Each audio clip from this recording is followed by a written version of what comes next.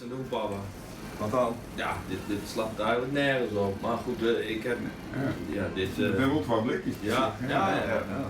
Misschien komt deze video van vorig jaar je nog wel bekend voor. Oud-weekagent Harry van der Laan die verliet je mijn pensioen, maar dat ging net zonder een speciale inzet. Oud-collega's en zijn zoon zetten dieverij uit de winkel in scène en daardoor kwam Van der Laan om zijn eigen zoon aan te houden. Uiteindelijk wie het net weer, maar om het goed te maken moest Van der Laan vakken vullen in de supermarkt. Dat was stiekem een droom van hem. Die droom is nou echt uitkwam, want Van der Laan had een nieuwe baan.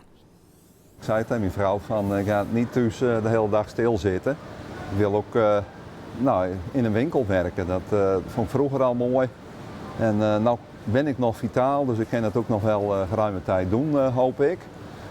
Nou, toen heb ik hier solliciteerd en kon gelijk aan de bak eigenlijk. De oud-weekagent is nou 4 maaskoften in de week te vinden op de Suwelafdeling bij de Plus in de Westereen. Werd hij perfect tussen past. Alles moet ook een beetje op datum, dus je moet ook een beetje opletten. Je kan niet alles klakkeloos neerzetten. En wat ik ook misschien nog wel mooier vind, is het contact met het publiek. De klanten die komen hier en soms even een praatje of ze vragen even, kan je dit of dat even pakken.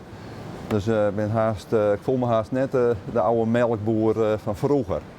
Jongens die werkt bij de Plus, werkt hij ook een dag in de week als onderwijsassistent.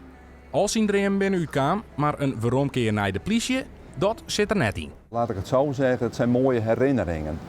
Maar het is niet zo dat ik nou zou zeggen, ik ga morgen weer terug of ik heb er spijt van. Maar ik heb wel hele mooie herinneringen. Met de omgang met collega's en alles en dingen die je meemaakt. Niet altijd even prettig, maar dat geeft wel een hele sterke band met elkaar. Ik vind het, ga je met plezier naartoe. Gelukkig ga ik ook met plezier weer weg, want thuis heb ik gelukkig ook nog het nodige. Ja, dus een mooie balans.